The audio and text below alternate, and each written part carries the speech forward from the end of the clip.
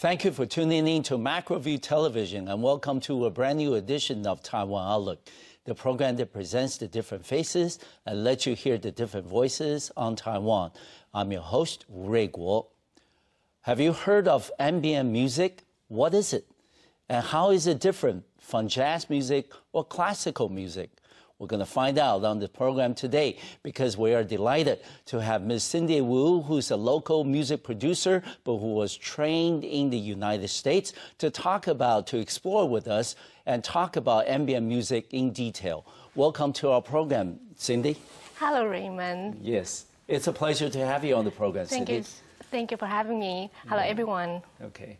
And Cindy, like I said, if I may start off the program today by asking you to give us a little bit background information about yourself. For example, where were you born? Were you born in Taiwan?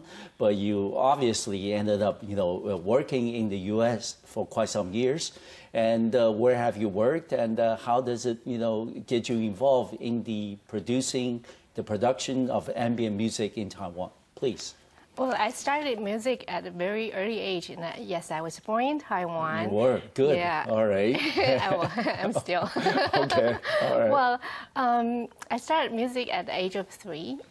And, good. Piano? Yes, piano. Okay. And I remember my parents told me that when I was a baby, when I was really early age, and I would just sit there whole day. Mm-hmm. And I did nothing for them. Like when they see me, I look like I was doing nothing. I would just sit there whole day and not moving at all. But my memory comes very early age. Okay. Like, I remember I was listening to the sounds around me in the environments. Always very sensitive. I was very sensitive. So I didn't realize that was whole day. To me, it was just minutes passing by. And when the first time I heard the sound of piano, I fell in love instantly. Okay. And it's around the age of 2.5, and I begged my parents to buy me a piano, and luckily they did. So yeah, so that's how I started my music training or education. And my dad enrolled me into Yamaha school, so that's where my elementary training started. Okay. And after that, I continued studying music. Mm-hmm. And I went to school specialized for music. Good. Yeah. And that's a local school? That's a local school. The name of the school is Guangren. Oh, Guangren, good. Very well known for music education. Yes. Right. And Wuling High School as well. Okay, good. After I finished, I moved to the United States. Yes, you did. And you ended up finishing your music education in the States, and also you worked in the U.S. quite a bit. I see that you have worked in Hawaii, right? For example, and also other parts of the U.S. You have also went to school in University of Pacific, and also Florida International University. Yeah. Did you enjoy those experiences and years in the U.S.? I always loved learning. Okay. And learning environments in the United States is liberal. Of course. Yeah. Very wide open. Right. Mm-hmm. And it's really resourceful. I think that's a dreamland for anyone who wants to learn new things. Okay, good. Right. So I enjoyed it. All right.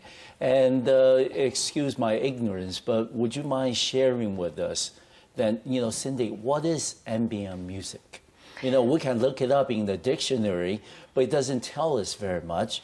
Can you sort of crystallize the concept for us, please? Well, ambient music is, to make it simple, just imagine that it's like a fragrance in the air. Okay, fragrance in the air. Okay. And when you have ambient music around you, mm-hmm. It's like the atmosphere changed, but it's ignorable at the same time. Okay. Just like, it's really like a smell in the air, unless it smells really horrible. Okay. If you notice, it distracts you. Otherwise, it's mostly it's enhanced the atmosphere and makes you feel good. Okay. So it is something that it's there, but you can't really see it. And when you know that it's there, it's going to make you feel very different, than compared with it's not there. But where did it originate from? I believe it was back in the 1970s. And, you know, what part of the world? Was it Europe or the U.S.? Please. Well, it's, well, the name of the ambient music started from an English producer. His name is Brian Eno. Okay. But ambient music has been created from that's said from many composers, because that's when the time synthesizer or sound sources from machine gets really become more available. Okay. So musicians at that time, they start doing experiments on that. All right. And they feel they're constantly looking for new sounds. Okay. And that's where ambient music started. Okay. And how is it, you know, today? I mean, is ambient music very popular, you know, especially among the younger generations, maybe? Or is it something that, you know, still growing, still developing? It's the sounds in the air, and it's ignorable. So most of the time when people hear ambient music, they didn't notice it. Okay. They feel it, but they didn't notice it. Right. And so is it popular among young people? No, I don't think so. No, okay. Maybe for people like us, you know, middle-aged, and then, you know, we may use or listen to ambient music to get, you know, relief or temporary relief away from the, you know, pressure at work or, you know, in the family and things. Oh, well, it's only for lucky people like you. When you heard of ambient music, then you can utilize it in your life. Of course. And let me ask you this, you know, how is it, you know, the ambient music different from traditional classical music or jazz music? You know, does it use a lot of, you know, different instruments, or does it use, you know, for example, sound technologies, like you mentioned? Well, ambient music definitely uses a lot of sound technology. Okay. And use the sound sources both from machine and acoustic instrument, as well as the sound around our environments. So we sometimes go out to record the sounds from nature and infuse that into our composition. Really? Right. So it's not something you know, coming from the instruments or something that we see, you know, for the purpose of the production of the music, but just something that's around us. When we think about classical and jazz, we're thinking about performing art. Of course. You know, and also involving a number of different instruments. Yes, it is very different. Ambient music uses all type of sound sources. It's both from acoustic instruments and sounds from machine, and as well as the sounds from the nature. All right. So those are sounds that happens every day, and you probably don't pay attention to it, but it's there. Right. And you put it together. Yes. And Cindy, you're a local music producer. From a producer perspective, you know, how tough or how easy, you know, is it to produce ambient music in Taiwan? Is it something that, you know, for example, you need to go out and collect the sounds that you feel that can be incorporated into the, you know, the songs or the album? Or is it something that is so, you know, difficult because sometimes you may want to look for a particular sound that does not come from instruments, but you need to catch it just at the right time? Is it difficult or is it hard? Well, to record sounds from the environments in Taiwan is pretty intriguing. I know. It's a challenge. It's a challenge, but it's also fun because like when I first started record sounds from the environments, I picture that I want to have a really clean sound, like the birds singing and the trees, the sounds from the trees, and I want this clean sound, but I found it's hard to find. But at the same time, I found every city has its own unique sounds, and I try to accommodate that. I try to get used to that, so I record it anyway. All right. And when I go back to my computer, I put it and I extract the sound out. I found the sounds that I didn't hear before. Oh, really? Yeah, because the sound was covered by all the industrial sounds around the area. Okay. And sometimes it's covered birds singing. Sometimes it's covered the insect sounds, and you know all this. It's nature. It is lively. Okay. And it's there. Yeah. Well, but let me ask you, Cindy, as a producer, I mean, do you have to envision in your head what kind of sounds that you're looking for before you start going out collecting the sounds? Well, it's actually quite opposite. Oh, really? Yeah. So you collect the sounds, and then you decide later if you're going to use them. Right. It's that just put it in my data. Oh, really? And when, yeah. What's the criteria that you use then? I'm going to take this sound, I'm not going to use this. What's the criteria? It depends on what kind of ambient music I want to design. Okay. And ambient music is it's design type of music. Mm-hmm. I take myself as a medium and put myself in an environment and to see what this environment needs. Okay.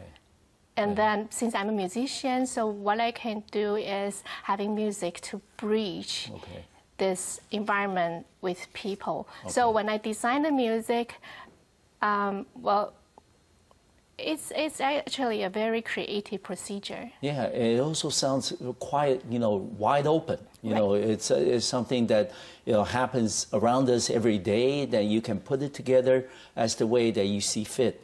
So there isn't really any, necessary rhythm or, sounds that you have to follow. Is that correct? That's also the characteristic of ambient music. Okay. Right. It doesn't have the structured set beat rules and things. or melody like classical music or other type of music. Good. All right. You mentioned briefly earlier that it was a very enjoyable period.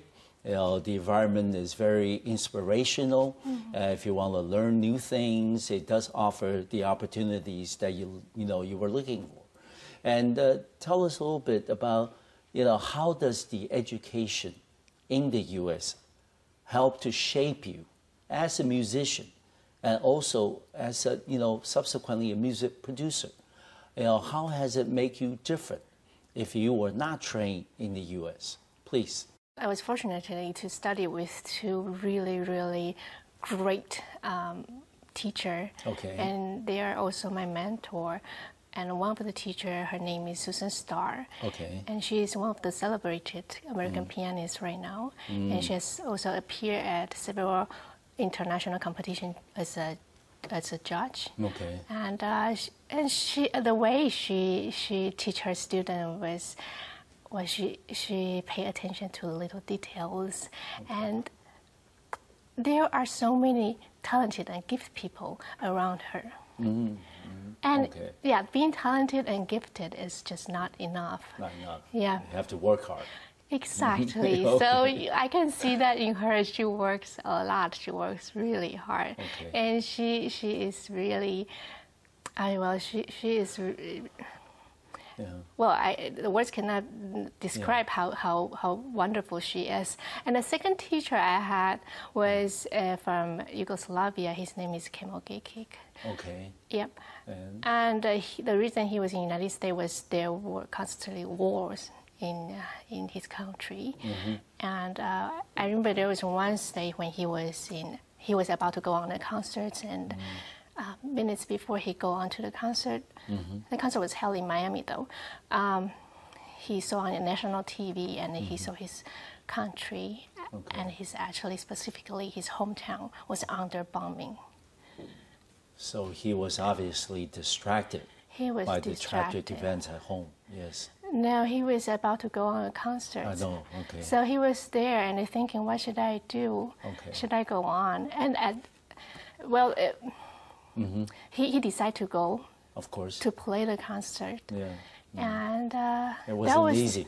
I don't suppose. That wasn't easy, but that was the most amazing concert he had ever played at that time. Okay. All right. And after that, we asked him, so how you feel at that time? Why can you still go on the concert? Mm-hmm. He said he felt deep sorrow in his heart, but at the same time, he has a sense of freedom. Good. He felt that all the structure and all the rules are on. Yes, his relief is not there anymore. Okay, good. And it's all come down to the feeling, the things of what is the core value in yourself. Okay. Good. Which is produce beautiful music to the people. All right. Yes. And Cindy, since you had a good fortune of studying with two outstanding teachers, how does that make you subsequently? I know you also taught music in the U.S.? And then how does it make you a better teacher?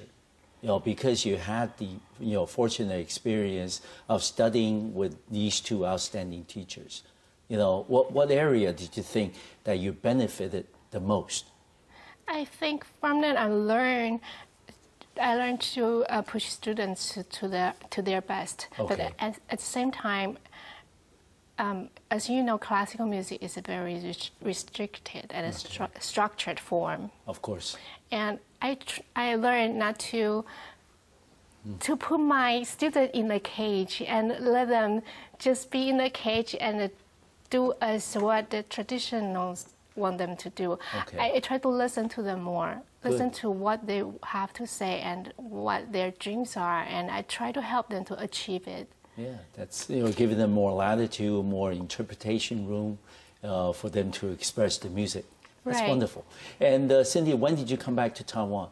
It was like almost 3 years ago. 3 years ago. So now you live in Taipei, right? Yes. I mean, this is very different from living in Hawaii and living in Florida, right? Right. I mean, can you tell us then, how does your experience working and living in Taipei today, different from your experience of working and living in the U.S., and how does the experience in Taiwan help you as a music producer, specifically for ambient music in Taiwan? Please. Well, I don't know if you have ever had this experience of having these wonderful childhood friends for many years, and then for some reason you have to move away for 20 years, and then you have this wonderful picture about them, but 20 years later you come back to this place and to meet your friends, you found they already have their own life, and they have go on life without you, and they have all changed. That's how I feel when I first came back 3 years ago. Yeah, to Taiwan. But you have also done very well. I mean, you have studied and you have taught in the U.S. You certainly, your life has progressed very significantly as well. Yes. Right, and in Taiwan, I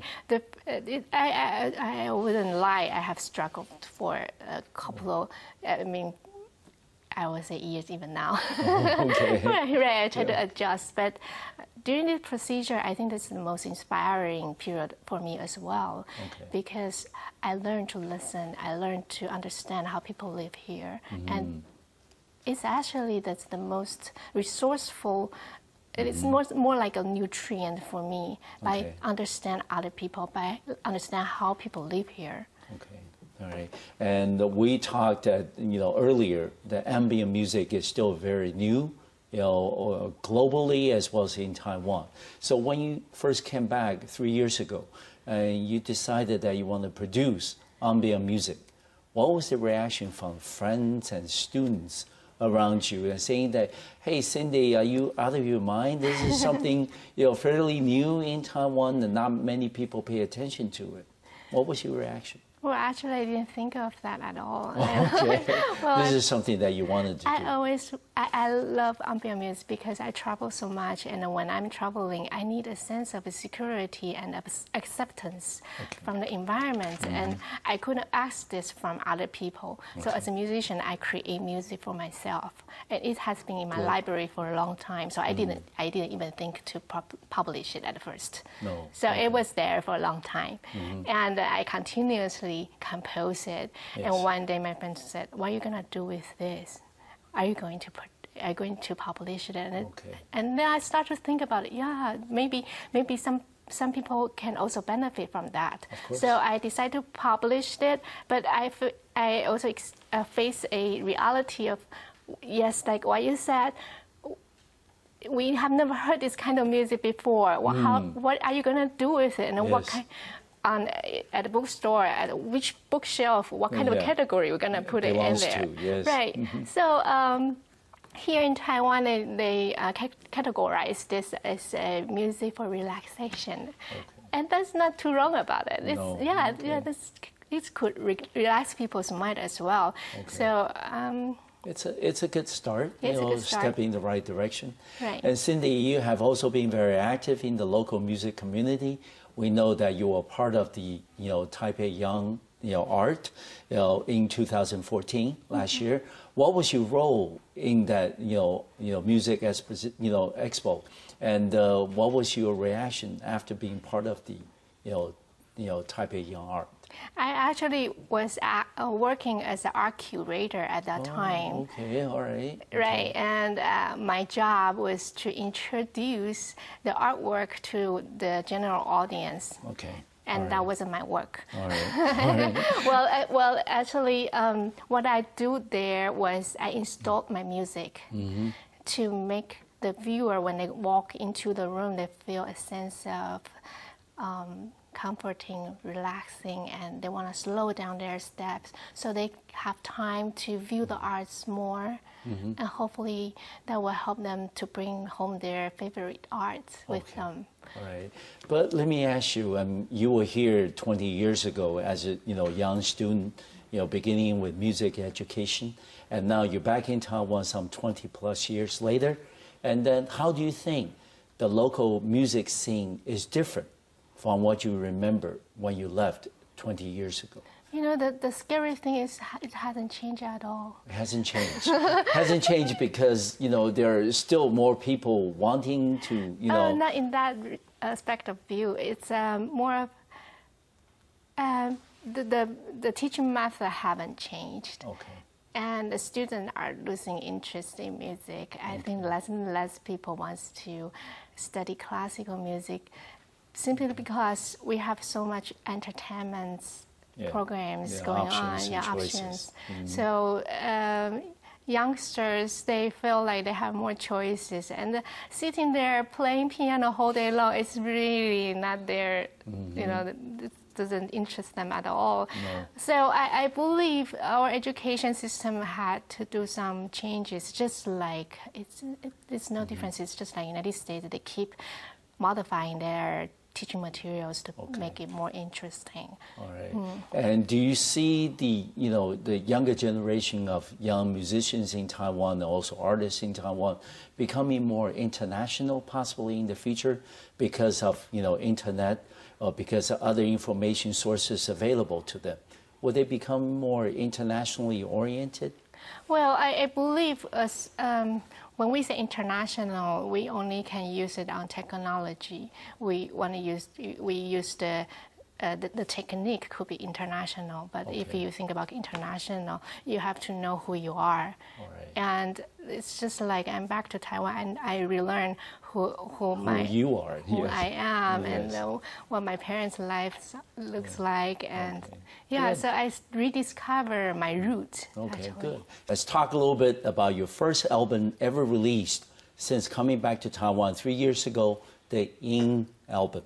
And tell us a little bit about this process. I would imagine it's not easy, this process of creating and producing your first album ever in Taiwan. Please. It took me 2 years to produce this album, right. And it's about the time that the period of time that I'm staying in Taiwan. And actually, I adopt most of the sources from Taiwan, and I try to observe the culture of Taiwan, and I noticed that it's strongly influenced by both China and Japan, and as well as Western culture. So I try to infuse all these elements into my album. All right. And this is something that you had envisioned before you start off, collecting the sounds and creating the music? Or is it something like you said earlier, you collect the sounds first, and later on when you come back to the studio or in front of your computer, that you decide this is the album that I want to put together? I create music as a daily basis. I first create music as my diary because I'm bad at words. So I try to put down my day emotions in music. Good. So it's actually a continuously producing procedure, and it's actually every music has its reason. That when I first created, I put myself as a medium in a location, and I try to envision myself if what I can do to make the music bridge from this environment to myself a little bit more, because I sometimes feel distance to a certain environments. For example, when I look at the Chinese painting, I feel I feel distant. I don't understand the Chinese painting at all. Yeah. Why it looks so flat to me. Okay. So when I see this, I try to use music to bridge the painting and to me by using, for example, pentatonic, which is Chinese scale, and the harmonic from Western harmonic progression. Okay. All right. So put them together. Put them together, and somehow it works pretty well. Okay. And let me ask you, Cindy, what were some of the sound technologies that you used in the production of Ying album? What were some of the techniques, for those of us who don't know ambient music very well, please? Well, like I said, I produce music like a daily basis, and I collect sounds as daily basis as well. So I usually have this small recorder with me, and I put it so as at my eye level. And now the technology that they can put a nice recorder in a very small, tiny, it's become more mobile. So I could take it with me and try to collect the sounds from all the sounds over. And well, that's the way I record my music and collect the data. And after that, I return to my studio and try to analyze the sounds. Or I try to I make it one tag of recording. I could divide it or extract it to the sounds that I want. For example, the noise. Whether or not I want the noise, sometimes I want the noise in my music. And is it music? Is the bird singing? Sometimes it could be ignoring as well. So I want to have the sound in my studio, and I usually divide it and put it in my computer for later use. All right. Yeah. And let me ask you. You said the album took 2 years to produce. Right. There must have been days or even weeks that Cindy, you go out there and collect the sounds that whatever you could pick up, come back to the studio and re-listen to the sounds again and find out that, hey, there wasn't anything I could use. I've been walking, around the streets of Taipei for 3 hours. There wasn't anything I could use. I mean, there must be moments of frustration. How do you overcome? How do you continue that pursuit of ambient music? There was such a moment. Yeah, I would imagine. Yeah, yes. but when the moment comes, I just embraced it, because you never know when you are going to use the sound source. Sometimes, like when I try to record the sound of the rain, but in Taipei the rain sounds very. It's not as I don't know. The rain always sounds different. Sometimes it's dropped on the trailer. Sometimes it's dropped on the roof. And it's also. It doesn't sound like a rain, it sounds like a noise, but I infuse it into some of my music and make people relate to that, because we live in this environment and we hear these sounds a lot. Of course. And people feel kind of connected to the sounds. All right. And for the Ying album, which is the first production that you produce in Taiwan, how would you want people change their perception about you as a music producer, and also about you ambient music in general? How would you want people, the listeners, start to appreciate the music, the message, that you want to convey, and how would you want them to change to, maybe they have some preconceived notions about what ambient music is. How would you want them to change? Well, I cannot ask people to change. But when people listen to the ambient music, usually they tend to put the volume softer than any other type of music. And that's the way it's supposed to be. And when the ambient music is around you, it's going to make your ear become more sensitive. It's developed the sensitivity in your ear. So it makes you aware of what's going on in your environments. And when you do, you start to take care of the environments. For example, if you're refrigerator is too loud. You feel like, oh my God, I wish I could change to a better one. Yes, that's right. Right, so you start to take care of your environment and you treat your environment better. Okay, all right. And let me ask you a little more about the album itself. We understand the first song in the album is called The Chinese Pavilion. All right, tell us a little bit about that song and what was going through your mind when you put together that song?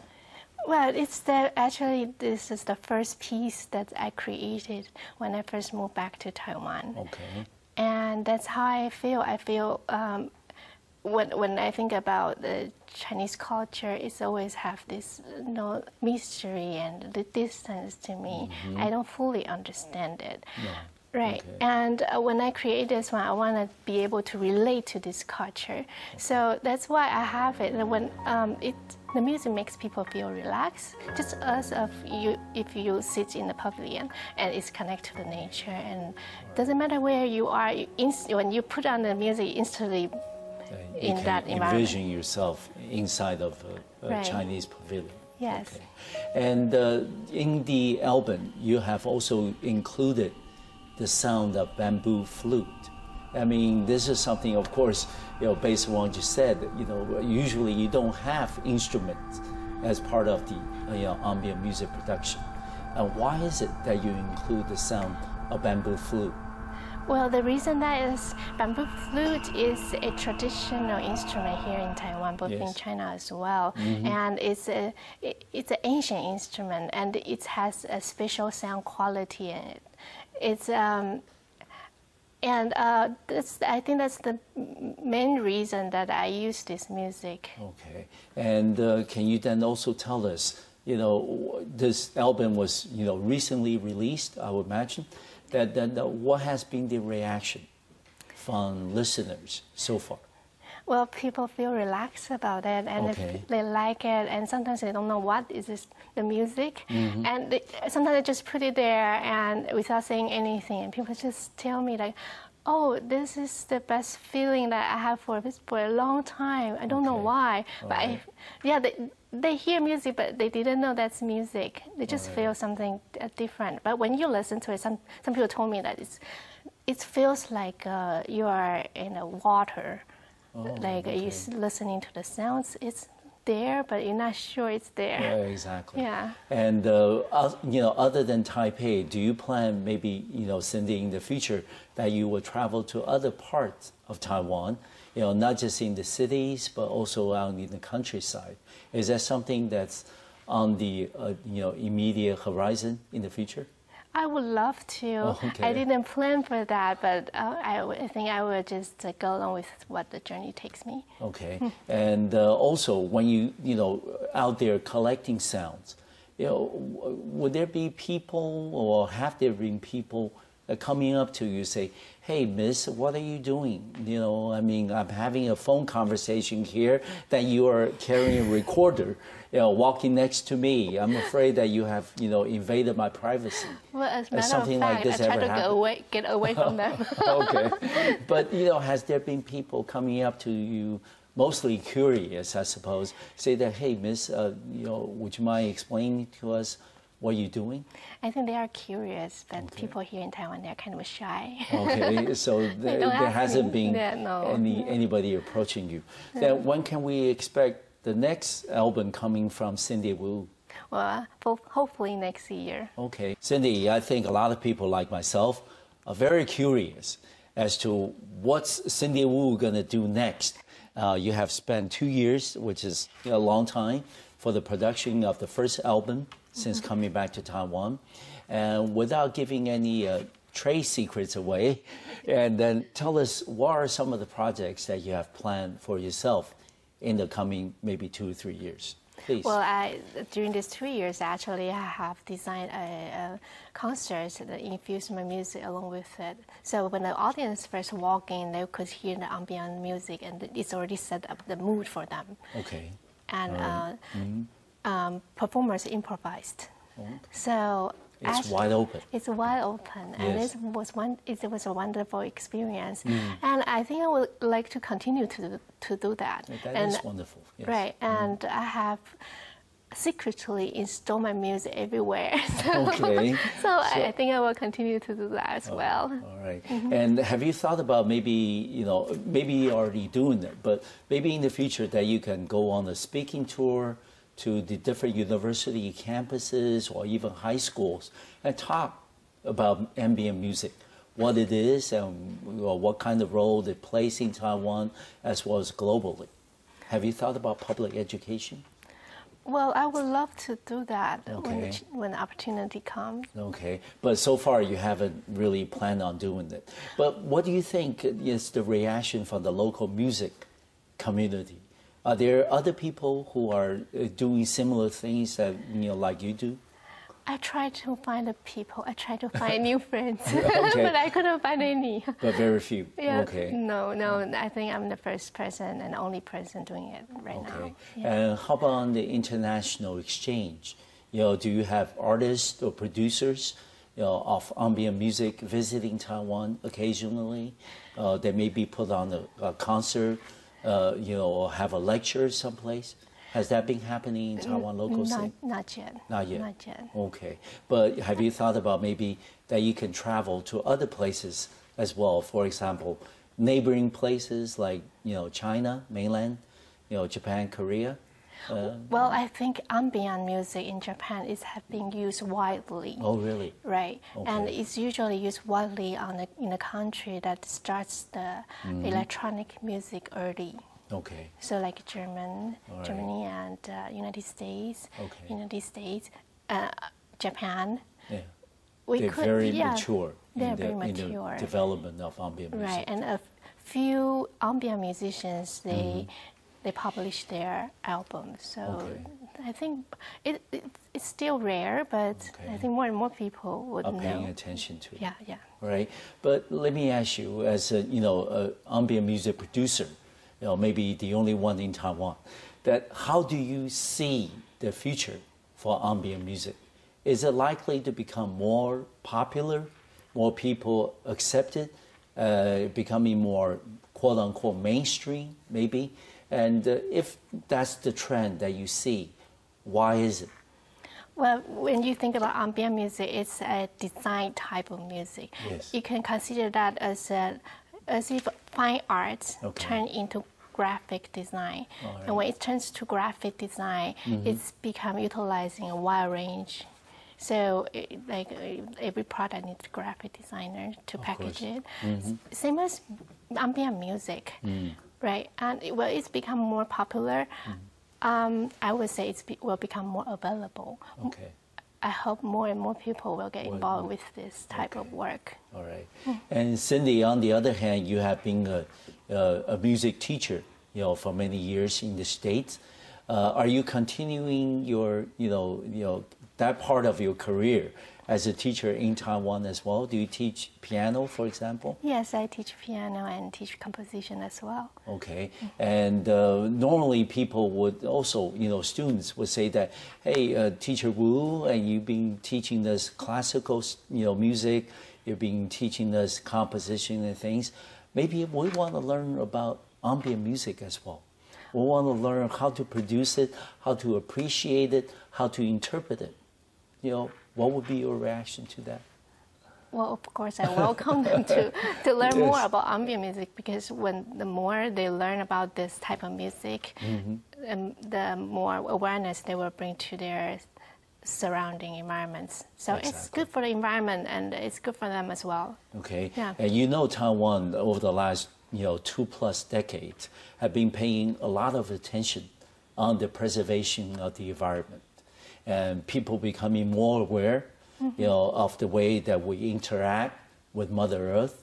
We talk about energy saving, we talk about carbon emission, the reduction of it, and do you think that ambient music may be part of that process, making people more aware of the kinds of sounds that we have in the environment, some of which people may interpret as sound pollution.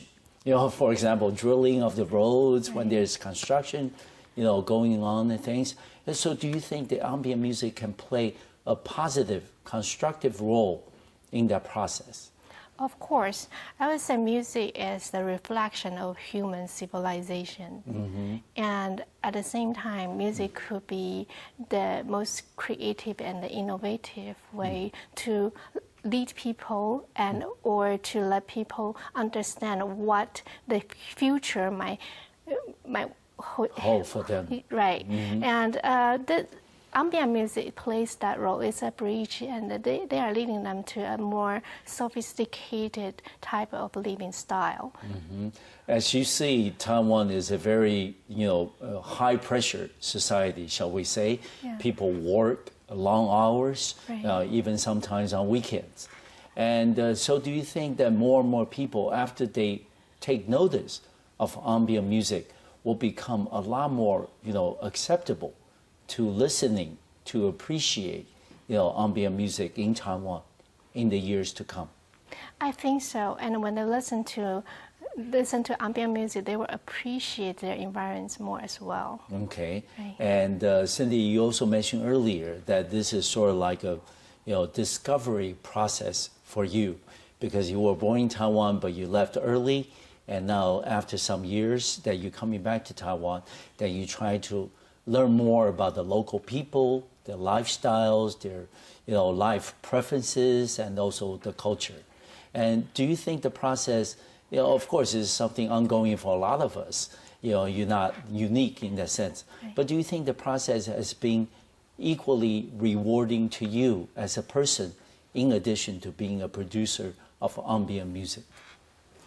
Of course, because all this experience are nutrients of my production. Yes. And being here in Taiwan, it's just like I try to connect myself with the people, local people with here, the environment, yes. with the environments, and by understanding them first, it's opened up my view. It's changed how I see things, and it's just like the lights comes into my heart, and it's wonderful. Okay. Yeah. And we understand ambient music is very new, not just in Taiwan, but also globally, only being around for 30, 40 years. Right. And given the fact that this is something new, then Cindy, do you envision yourself possibly as a goodwill ambassador, between Taiwan and the rest of the world, or for the music lover who are interested in ambient music, that you can play that role as an ambassador, bridging Taiwan with the rest of the world? Yes, I envision myself so, because as ambient musicians, they Yes. adopt the sounds locally, so it has a unique quality in each music. It's really not about the nationality of the composer. It's about the environments the composer lived and received. Okay. So this type of music represents the character of the culture. Of course. Right. And finally, before we end the program today, Cindy, you have been a music teacher. You have also been an administrator. You're doing your own production of ambient music. Of all these different roles that you have played so far, at such a tender age, which role did you enjoy the most, and why? I still love playing piano the most. Okay, performing. No, I love to play by myself. Okay, all right. Yeah. But for people who are, like you said, maybe looking at the program today, they just say hey, I want to pursue a very similar path as Cindy does. What would be your recommendation to them? Explore. Okay. And listen. All right. And try to step into other people's shoes. Try to be there. Be there for others. All right. And think a bigger picture. It's. I encourage people to think when you produce music where it's beneficial to others. Okay. Where it's bring a positive influence to others. Of course. Right. And yeah. Yeah. So, and I was struck in particular by a comment that you made earlier, that after being away from Taiwan for 20 years, you felt the method of teaching, fundamental music hasn't really changed. And how would you then recommend to people like us, who are parents to young children who are thinking of taking piano lessons and other music lessons. What will be the recommendation from you? Well, music's supposed to be joyful. Okay, And make it happy.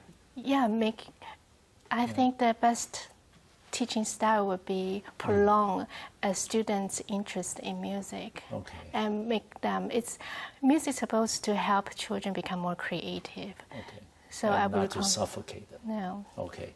Thank you very much, Cindy, for being a special guest on Taiwan Outlook today. Certainly want to wish you all the best in all future personal and professional endeavors. Thank you. Thank you for having me. Okay. Thank you for watching our program today. I'll see you next time on Macroview Television. Thank you.